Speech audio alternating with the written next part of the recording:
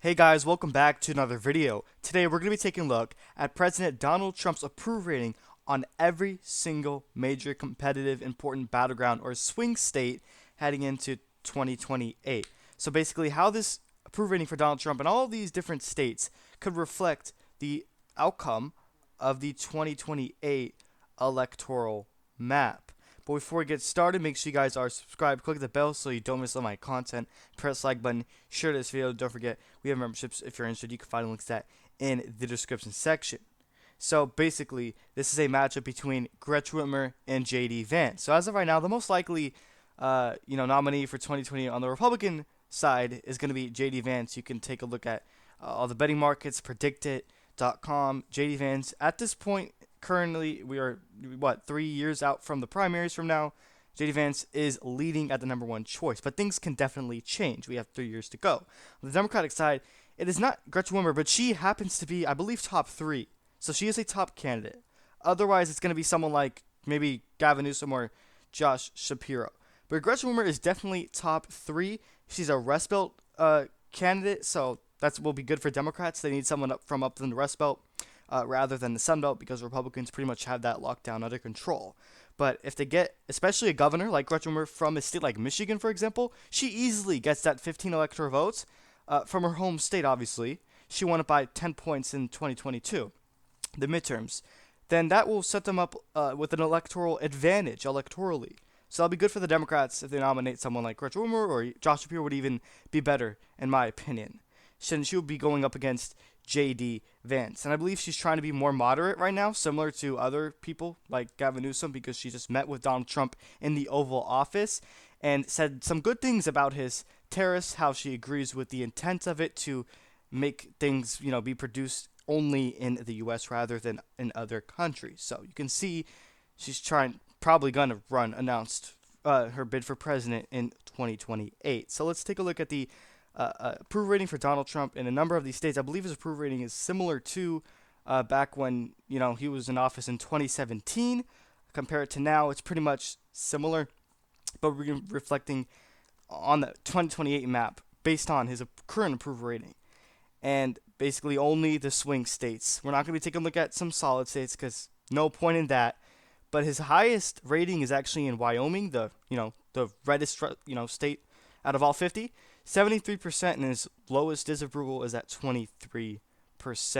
So let's begin with the West, make our way up to the Northeast, starting off with Nevada. Donald Trump's current approval rating in this state is at 45%, and he is disapproved in the state of Nevada. This is a critical swing state with 6 electoral votes, with a 51% disapproval rating. That means he's underwater by a net negative 6 points in this state alone specifically.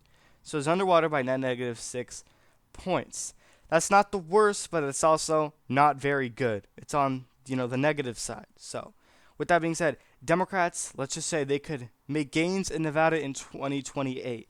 But even with his approval rating at 45% and his disapproval at 51 in the state of Nevada, it's not enough for me to characterize a Democrat in 2028. I would have to see more go into their favor than just a negative 6-point approval rating.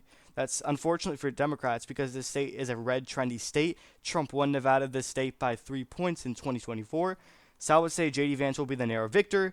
Maybe Democrats can make inroads, but at this point, Clark County shifting towards the right. Maybe they'll do good in Washoe. I believe Harris won it, but still, I believe J.D. Vance would win regardless of that approval rating. But that's, his rating in Nevada. Now, what about Arizona? It's also a critical state. Trump won it by about 5 percentage points. It is even. It's a tie, evenly split at 48% approval to his disapproval rating in the state of Arizona, 48%. Now, before the 2024 election, it was supposed to be a left trendy state. In terms of demographics, really trending in favor of Democrats. Well, that still is the case, but Trump made an outstanding victory in 2024 for the state of Arizona. Now, in 2028, I expect it to still, continue shifting towards the left. They currently have a Democratic governor, 2 Democratic senators, not 1. So statewide, it's pretty Democrat heavy. Besides voting for Donald Trump, they left a ticket split. Now, I believe that they didn't nominate Carrie Lake, Katie Hobbs would have ended up losing. But you can see that his approval rating in Arizona is better than his approval rating in Nevada.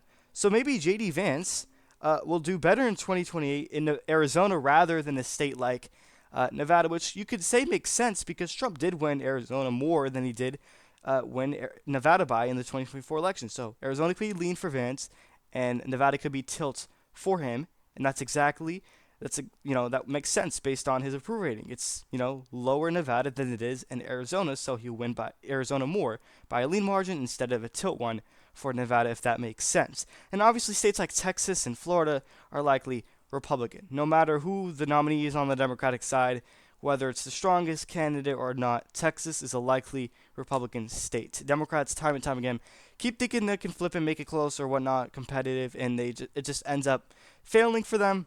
Florida is a lost cause for Democrats at this point in time. Trump won it by a solid red margin of close to 15 percentage points.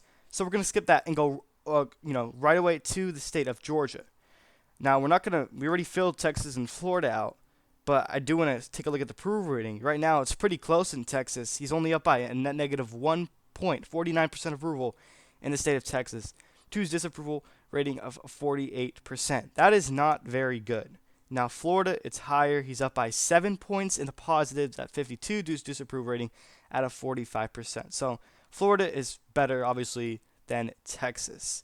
So he's in a favorable position. Obviously, he's not going to be on the ballot in 2028, but I'm saying if it's from his same ticket, similar to Joe Biden, Kamala Harris obviously replacing him. Now, let's just say J.D. Vance is Trump's successor in 2028, which it looks like it could be the case as of right now.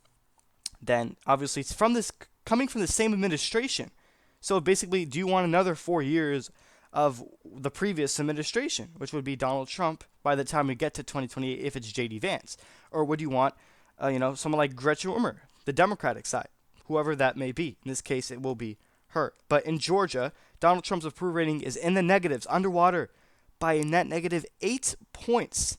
Donald Trump approval rating in Georgia is negative 8. 52% disapprove of him in the state of Georgia, which he won by 2 points against Harris, and he's only approved in the state by 44%. I really do believe that Georgia could go to the Democrats in 2028. And this is serious. I'm not kidding. I really do believe on the general election scale, and obviously Senate, because they already have 2, not 1, just like Arizona. 2, those states are very similar, by the way. 2 Democratic senators. And no, Brian Kemp is very popular, but this is not about him. I believe on the general election in 2028, Democrats can flip Georgia, since Joe Biden did it in 2020. And then before that, it was Bill Clinton. So, very long time ago. Now, Georgia's a blue trendy state.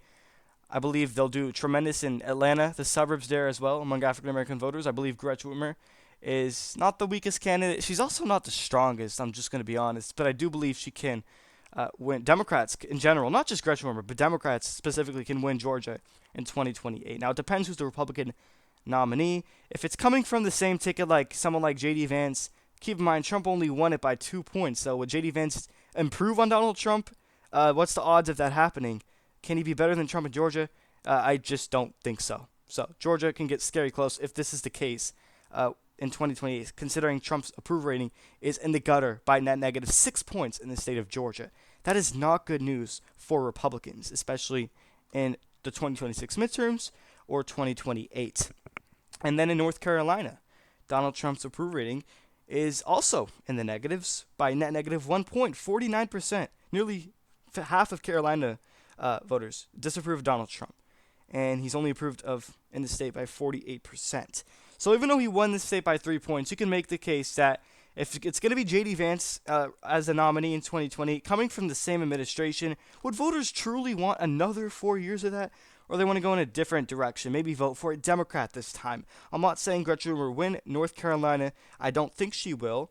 But I think it will be closer. So instead of 3, J.D. Vance will slightly underperform Donald Trump and only win North Carolina by a 1% margin, a tilt margin. So this map is looking similar so far to 2024, but better for Democrats because of the one flip, Georgia. Now, I still can see J.D. Vance winning Georgia. But based on the approval rating, it's not looking good for Republicans at this point. And then in Virginia, Donald Trump is disapproved by staggering almost 60% in this state, which voted for Harris by 5 points. She actually overperformed a lot of the polls. Donald Trump's approval in Virginia is 38%. Not good news. I would characterize this a likely Democratic state. It's actually shifting towards the left in 2028. Now, if Harris managed to win it by 5, I believe Gretchen Whitmer can definitely improve on that margin, especially against J.D. Vance. Now I move on towards the northern, northeast states, the Rust Belt states, where it gets important. This will ultimately decide who wins the election, as it literally always does. Starting off with Minnesota, Donald Trump's approval rating is in the water by 20 points, according to this website, Newsweek.com, that we are using. 38% approval in Minnesota, and his disapproval is at 58, nearly 60 points.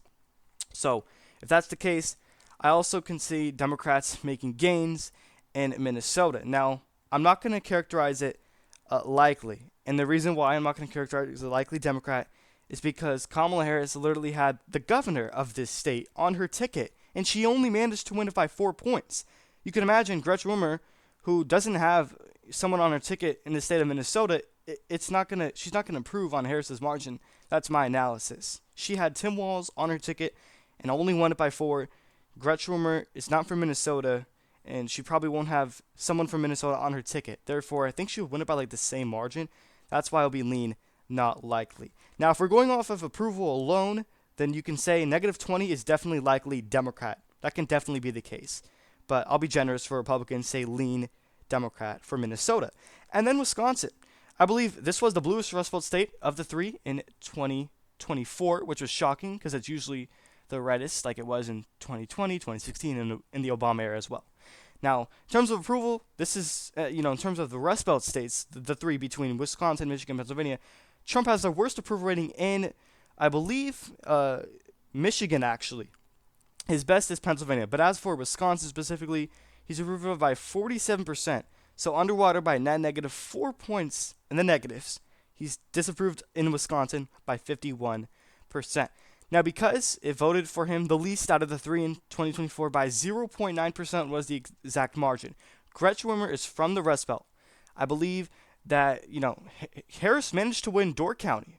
And whoever wins Door County, as we all know, wins the state. But guess what? I believe she won it and she ended up losing the state.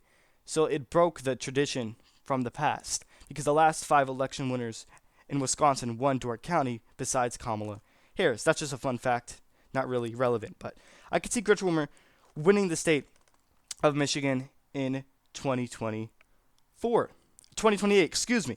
And then Michigan, her own home state, Trump's underwater by -6 points.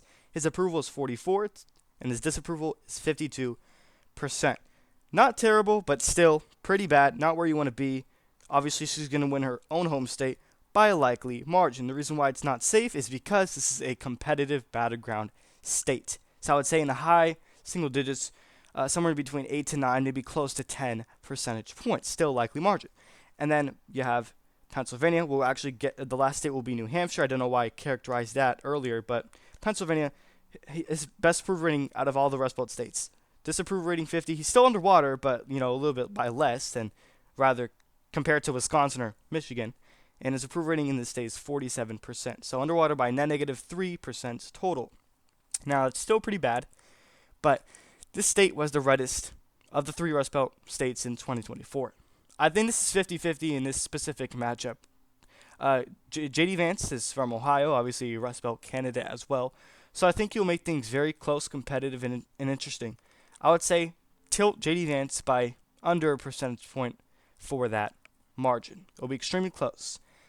So 271 electoral votes for him to Gretchen Whitmer's 263. Now we have one more state, New Hampshire, as the final with its 4 electoral votes. Donald Trump's approval rating in this left trendy Democratic state, Harris managed to win it by more than Hillary Clinton, by 3 percentage points nearly.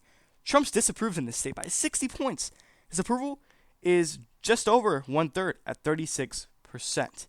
That means this state will be likely Democrat in 2028, especially with among college-educated voters. That group specifically would really work well for Democrats. So this would be close. 267 for Gretchen Whitmer to J.D. Vance, 271 electoral votes because he gets Pennsylvania. So even if she wins 2 out of the 3 Rust Belt states, if Whitmer gets Wisconsin, Michigan, but not Pennsylvania, she would narrowly fall short. And keep in mind, you guys, she literally wins Georgia in this scenario. So, based on his approval rating in all these major competitive swing and battleground states alone, uh, Donald Trump's, J.D. Vance will narrowly defeat Gretchen Whitmer in 2028. Now, if this was Josh Shapiro, I believe Shapiro would beat J.D. Vance. So, I mean, I chose that candidate, Gretchen Whitmer specifically. Now, if I chose someone else, then maybe J.D. Vance could have actually ended up losing. So, this is the electoral map based on Trump's approval rating in all these states. Do you agree with the way I matched him? Why or why not? In the comment section down below. One last fine reminder is to subscribe, click the bell so you don't miss all my content. Press like button, share this video, don't forget your memberships. You can find links to that in the description section. And also, one last thing is New Jersey. I have that likely Democrat. It's no longer a solid blue state. Maybe it's a one-time thing like Indiana was with the Obama era. Maybe not. So 36 disapprove of Trump in the state. 36 approve of him in New Jersey, and he's disapproved by 61%. Literally, nearly 2/3 of the entire state disapprove of Donald Trump, which is why Democrats should win New Jersey by a margin of somewhere between, I would say, 6 to 9 points in the 2028 presidential election. Not quite there yet for Republicans. Maybe in 2030 midterms or 2032. So that's my much. Thank you everyone for watching.